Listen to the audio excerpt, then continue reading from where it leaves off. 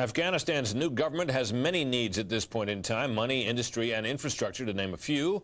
But Leader Hamid Karzai told Secretary of State Colin Powell today that what the country needs most is a long-term commitment from the U.S. And Powell, the highest-ranking official to visit Afghanistan in 25 years, seemed to oblige the request. Fox News' Terry Schultz is traveling with Powell.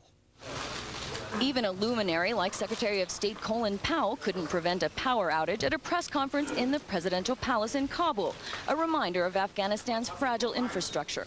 But the connection between the country's new leaders and the United States is getting stronger all the time.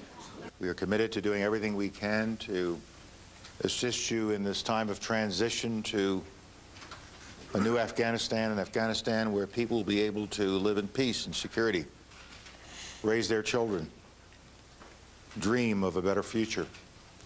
The head of Afghan's interim government, Hamid Karzai, has plenty of dreams for his country's future, but it's cash he needs, as much as $100 million immediately, just to get through today. And a sense of humor doesn't hurt. We have great ability to print as much money as you want. That's part of the problem. And it's a huge problem. Afghanistan's not just broke, it's broken, thanks to the years of Taliban rule and decades of war before them. Nobody pays any taxes because there's no way to make a living. So the government has no revenue and no central bank to put it in, even if they did. It's a tough job, but the U.S. believes Karzai and his team are up to it.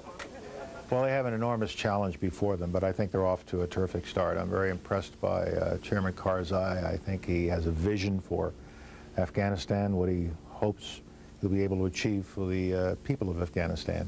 Powell says some $250 million that belongs to Afghanistan will be available to the new government within days. This is money sitting in American banks, frozen under sanctions imposed on the Taliban for harboring Osama bin Laden. The U.S. has also given $1 million to a startup fund for the Karzai government, and Powell's expected to announce a larger package at next week's Afghan reconstruction meeting in Tokyo. Said, we are back in business. We are here to stay. We are committed to the future of this country.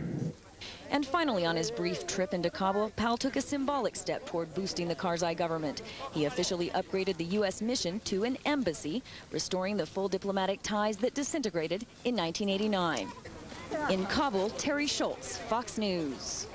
Coming up next, what does the Bush administration's energy task force have to do with the Enron collapse? So far, nothing. But does that matter? We'll find out next.